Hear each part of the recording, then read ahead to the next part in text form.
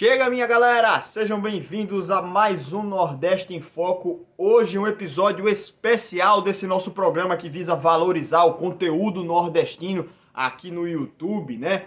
10º episódio aqui do Nordeste em Foco, então sejam muito bem-vindos aqui para o nosso canal. Se você ainda não for inscrito, se inscreve aqui, né? Ativa as notificações para não perder nenhum conteúdo aqui do nosso canal. Sempre estamos falando de futebol nordestino e hoje, nesse episódio especial, nós vamos falar um pouco também sobre o que a gente imagina para a sequência dos nossos clubes aí nessa reta final de Série A, de Série B. Vamos fazer uma projeção geral aí para essa sequência aí final da competição, né? Aproveitando também para pedir para você deixar o seu like aqui nesse vídeo para fortalecer um pouquinho aqui o nosso conteúdo e também acompanhar as nossas redes sociais. Estão aqui, né?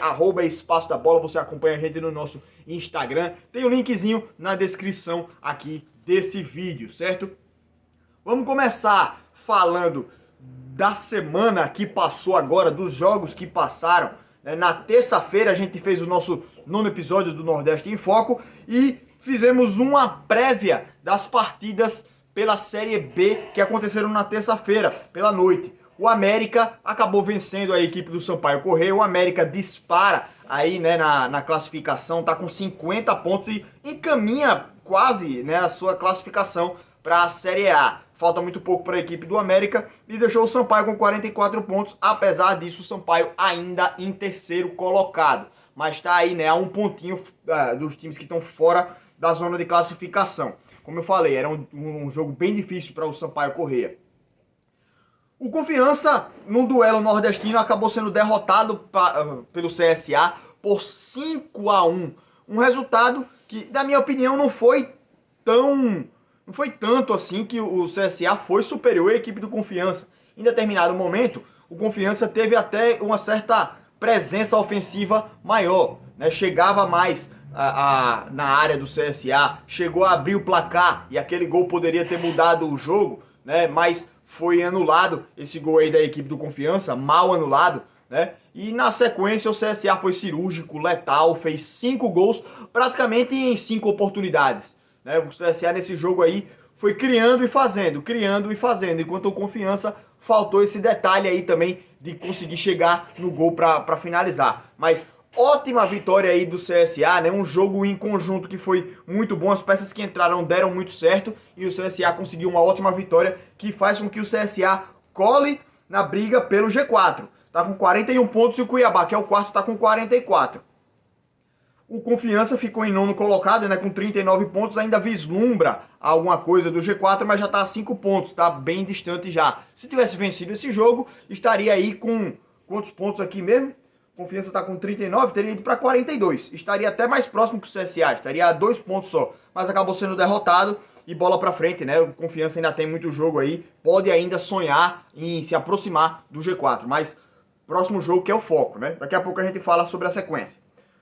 O CRB enfrentou o Cruzeiro em um jogo bem morno, só que com uma leve superioridade do CRB. Não posso falar com propriedade porque não acompanhei o jogo, vi só os melhores momentos depois, né? Mas pelo que eu acompanhei dos companheiros aqui da rádio de Maceió, o CRB teve uma leve superioridade, só que foi um jogo bem morno, né? Bem frio mesmo, e 0-0, pelo que todos disseram, retratou bem o que foi esse duelo entre CRB e Cruzeiro.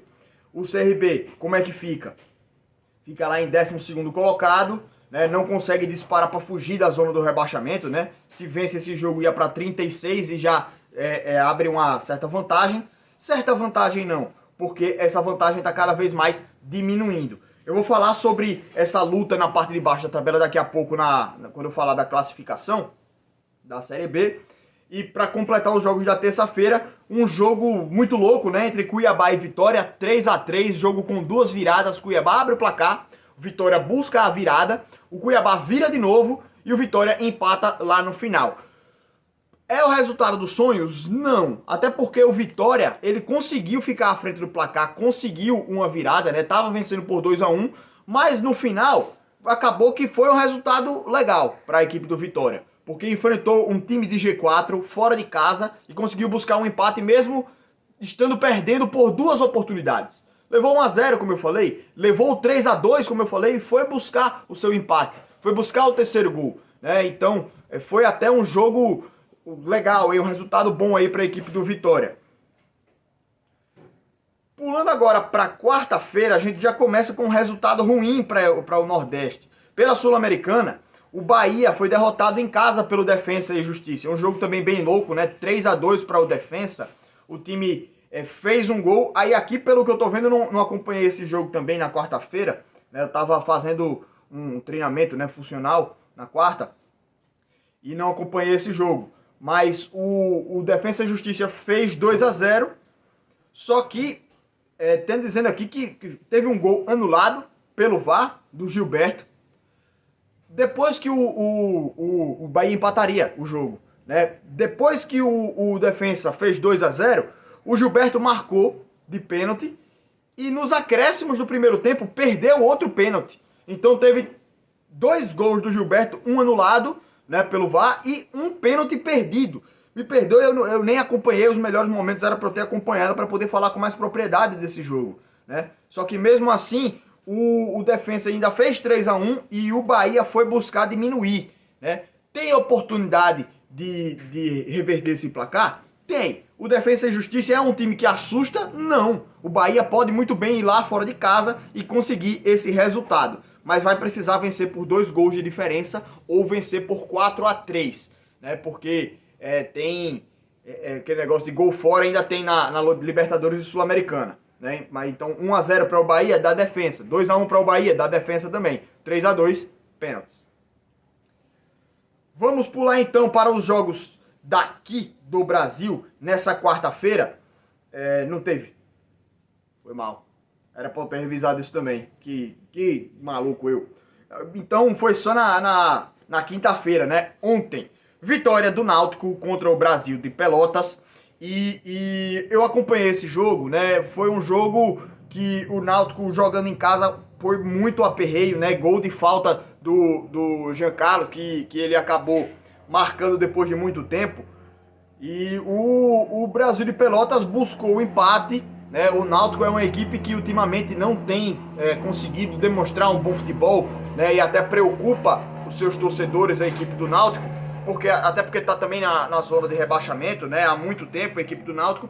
Só que esse jogo agora, uma vitória em casa, reacendeu essa chama aí da briga do Náutico para escapar da degola. E vamos começar falando da classificação. Então, pela Série B, já que eu estou falando aí dos times aqui da Série B, começando pela parte de baixo. O Náutico, com essa vitória, foi a 27 pontos. O Brasil de Pelotas tem 33. Não é um adversário que está distante tanto assim do Náutico, né? Tá a 6 pontos de diferença. Mas é o 15º colocado. Então o Náutico em 18º tá sim, meio que brigando diretamente com o Brasil de Pelotas.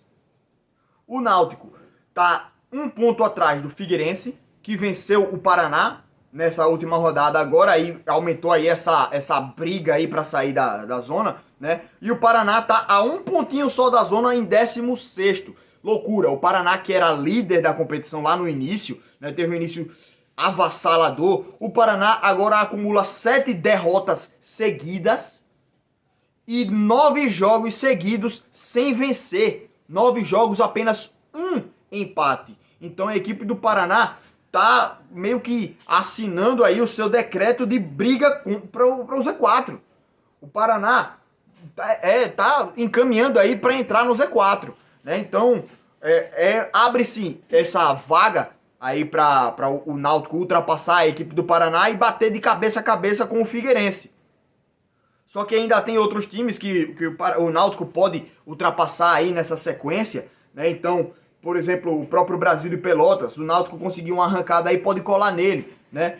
O Vitória também não está tão afastado, está em 14º com os mesmos 33 da equipe do Brasil de Pelotas. Então, o Vitória não pode relaxar.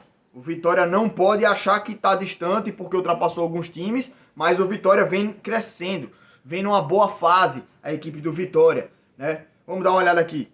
Nos últimos 5 jogos, o Vitória tem 8 pontos, tem a 6ª melhor campanha.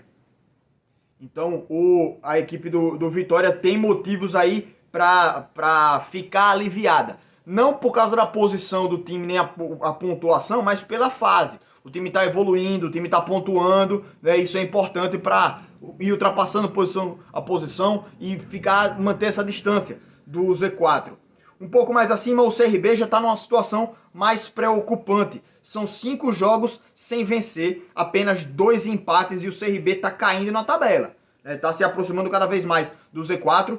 Como muitos aqui de Alagoas falavam, a distância para o Z4 era de 2 dígitos, ou seja, era de 10 pontos, 12 pontos. O CRB estava bem distante e era algo que o pessoal não se preocupava tanto em relação ao CRB correr risco de entrar no Z4. Só que agora já são 6 pontos do Z4, né? 34 pontos o CRB e o Figueirense 28. E é preocupante a fase do CRB, que não pontua, não vence, né? Nesse jogo agora, na próxima rodada, vai pegar a Chapecoense. Então, uma derrota vai ser até um resultado ok, aceitável, né, nesse jogo. Só que preocupante. Na sequência tem duelos diretos e a gente vai falar sobre isso na sequência aqui do nosso Nordeste em Foco, nos próximos episódios. Mas a sequência para o CRB é tenebrosa, né, assustadora. Eu creio que o time pode sim fazer o dever de casa nesses duelos diretos que eu falei e escapar aí do rebaixamento, até com certa tranquilidade, né? É só fazer o feijão com arroz e derrotar os adversários diretos. O CRB vai jogar aqui, ó. Depois do jogo contra a Chapecoense, pega Paraná e Botafogo, em casa, que são adversários diretos. Como eu falei, o Paraná está numa fase horripilante, 9 jogos sem vencer, e o Botafogo é o antepenúltimo, tem apenas 23 pontos. Então, jogando em casa, o CRB tem que fazer o dever de casa e vencendo essas 2 partidas aí, vai para 40 pontos, aí dispara também, né? E eu acho que com 40 pontos aí, seriam mais 8 jogos para se fazer, seria até uma pontuação tranquila para o CRB terminar a Série B sem sustos. Um pouco mais para cima, o Confiança já com 39 pontos, né? 5 a mais do que o CRB, já está em outra briga. Já está brigando, vislumbrando o G4. Tá a 5 pontos aí do G4, né? E tem jogos o suficiente para tirar essa vantagem. É difícil? É. Só que o Confiança pode sim vislumbrar algo mais à frente. Pensando jogo a jogo, pensando nos próximos duelos, pontuando, se recuperando dessa derrota para o CSA, o Confiança pode sim pensar em alcançar lá as primeiras posições. Tem até um duelo direto contra a equipe do Juventude na próxima rodada e pode chegar sim lá na frente a equipe do Confiança. O CSA já tem uma briga mais direta, mais incisiva. Tá a 3 pontos aí do G4, tá sempre mantendo essa proximidade, né? Tá sempre chegando lá. Teve essa vitória contra a equipe do Confiança, que é para dar confiança, realmente, deu um trocadilho louco, né, do CSA agora também, né? Eu sempre gosto de trocadilho, é vitória do Vitória, é ganhar confiança contra confiança. Engraçado isso. Mas o CSA agora vai para a próxima rodada, hoje, um duelo contra o Oeste. Lanterninha da competição, jogando em casa, e o CSA não pode pensar em outro resultado que não seja vitória. Tem que pensar para vencer esse jogo e colar de vez aí no G4. São 3 pontos de vantagem e que uma vitória do CSA, na pior das hipóteses, faz com que mantenha essa distância de 3 pontos. Eu acredito que não vá manter, eu acho que se o CSA vencer até diminui essa diferença. Eu acho que não entra no G4 porque precisa de combinação de resultados, né? Mas para o CSA entrar no G4 precisa vencer e o Cuiabá perder. Precisa vencer e o Sampaio também perder. E o Juventude não pode ganhar. Não sei se o Juventude, não mostra o número de vitórias aqui, mas o Juventude empatando fica com 44 pontos também. Só que o que importa é na última rodada, né? O que importa agora é manter vivo, manter essa distância aí para chegar nas últimas rodadas com possibilidades de entrar no G4, certo? Mas o CSA enfrenta o Oeste, aí tem tudo para vencer a próxima partida. E o Sampaio Corrêa dentro do G4, aí o duelo do Sampaio é realmente direto, né, para se manter lá dentro. Enfrenta o Operário agora fora de casa e não é um adversário direto o Operário. Tá em 13º, tá lá embaixo, né? Então é um resultado positivo do Sampaio contra o Operário. Mantém aí o Sampaio aí no G4 vivíssimo, né? Então a disputa do Sampaio Corrêa é realmente essa, brigar para ficar no G4. Essa foi a Série B, né? Agora vamos pular para a Série A, que tem o Sport ainda naquela posição lá em 16º colocado com 25 pontos, né? Um jogo a mais do que o Vasco e um ponto a mais, sempre deixo isso bem frisado. Só que esse jogo do Vasco é lá para frente, se não me engano, com o São Paulo. Fui ver agora. São Paulo que tá líder aí, né? 7 pontos à frente do Atlético Mineiro, então São Paulo disparou de vez. É um jogo difícil para o Vasco, só que um pontinho que o Vasco consiga arrancar, cola no Sport. Então o Sport tem que buscar aí nas próximas rodadas se distanciar da zona, né? O Bahia vem em 13º com 28, aí tá 4 pontos também do Z4, não é uma situação confortável, mas é um pouco mais tranquila. Fortaleza e Ceará que estão mais à frente, né? O Fortaleza com 30 pontos, aí já tá numa situação mais distante, também não é confortável, mas já tá um pouco afastado. E pode vislumbrar também a Sul-Americana, a equipe do Fortaleza. O Ceará tá com 32, aí já 8 pontos à frente do Z4, né? Então já é uma situação em que o Ceará está mais confortável, bem mais confortável, e pode fazer aí o pé de meia nas próximas rodadas para poder se garantir aí na Série A, nessa briga aí pela Sul-Americana também. Vamos agora falar um pouco desse final de semana, o que a gente pode esperar das equipes já a partir de hoje, que tem jogo pela Série B. Operário e Sampaio Corrêa, como eu falei, é um jogo para o Sampaio buscar uma vitória. CSA e Oeste também é um jogo que o CSA não pode pensar em outro resultado que não seja uma vitória, né? Para também colar de vez aí no G4. Operário e Sampaio 4 da tarde e o CSA contra o Oeste de 7h15. Então todo mundo ligadinho aí nesses jogos, certo? Vitória e Cruzeiro. Apesar da boa fase do Cruzeiro, o Vitória também não pode vacilar. O Vitória precisa vencer essa partida, né, para afastar de vez aí do Z4. Só que pela fase do Cruzeiro, um empate do Vitória não é de todo ruim. Esses trocadilhos eu sempre me acabo, velho. Pela Série A, amanhã a gente tem Bragantino e Fortaleza. Olha só pela fase dos dois, né? O Bragantino, ele é uma equipe que está em 14º colocado, né? Tá numa situação que está fugindo aí também da zona do rebaixamento, né? E o Fortaleza, ele tá mais afastado um pouquinho. Só que uma derrota do Fortaleza, o Bragantino passa inclusive o próprio Fortaleza. Então é sim um duelo direto. Fortaleza não pode perder esse jogo. Fora de casa, então buscar um pontinho lá é um resultado interessante. Porque tira pontos também do seu adversário, não deixa ele ultrapassar. O Palmeiras encara o Bahia e o Palmeiras vem numa ótima fase com esse novo treinador, né? Nos últimos jogos aí o Palmeiras tem a terceira melhor campanha. O Palmeiras está muito bem também na Libertadores, né? Então vai ser um duelo difícil para a equipe do Bahia. Eu acho que o Palmeiras vence essa partida aí. O Ceará enfrenta o Atlético Goianiense, duelo direto também, né? Ceará e Atlético Goianiense. O Ceará tá com 32 pontos, o Atlético 28. Uma vitória do Atlético, vai para 31 também, né? Então é um duelo aí para o Ceará vencer. Joga em casa com o Atlético, né? Então é um jogo para vencer.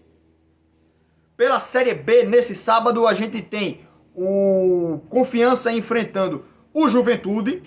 Duelo complicado para o Confiança, mas pode sim buscar uma vitória, né? Chapecoense e CRB, aí, velho, pro CRB tá difícil, né? Pros meus colegas aqui de Alagoas, tá complicado essa partida aí. Deve vir uma vitória também da equipe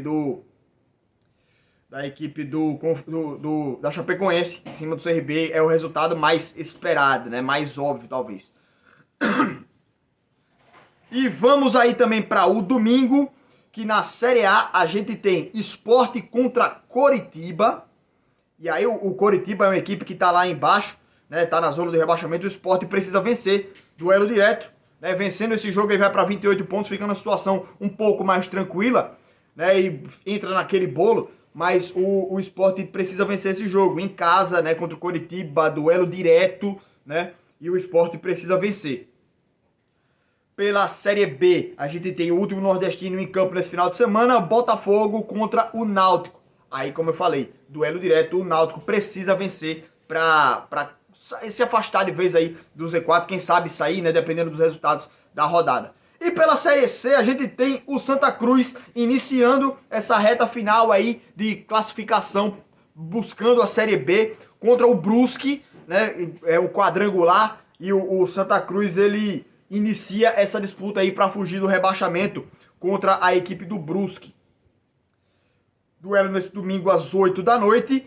E é isso daí, galera. A partir de segunda-feira a gente vem com o nosso próximo episódio do Nordeste em Foco. A gente vem aqui para repercutir os resultados. O vídeo de hoje foi bem mais longo, né? Cerca de 20 minutos aqui a gente já tem de gravação, né? Mas vai para o ar de todo jeito aí, a gente sempre falando dos times do Nordeste. Espero que vocês estejam gostando do conteúdo que eu traga aqui, né? Toda segunda e sexta, ou terça e sexta a gente tá vindo aqui para falar um pouco dos times do Nordeste.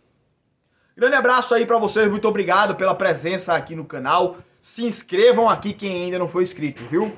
Grande abraço pra vocês, gente. Até a próxima.